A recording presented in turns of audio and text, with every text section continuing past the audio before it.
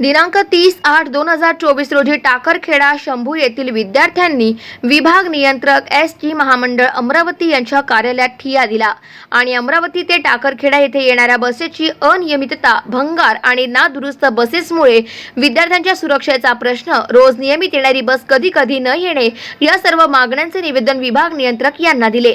या प्रसंगी विभाग नियंत्रक श्री निलेश बेलसरे आणि DTO श्री ठाकरे साहेब यांनी सकारात्मक प्रतिसाद देऊन सर्व प्रश्न मार्गी लावण्यात येतील याची हमी दिली। एसटी महामंडळाच्या ढिसाळ नियोजनामुळे विद्यार्थ्यांच्या शिक्षणाचा खेळखंडोबा होऊ नये आणि टाकरखेडा, शंभू, रामा, साऊर, देवरी आणि जळका या गावातील शेकडो विद्यार्थी, शेतकरी, महिला भगिनी अमरावतीला कामानिमित्त रोज ये-जा करतात।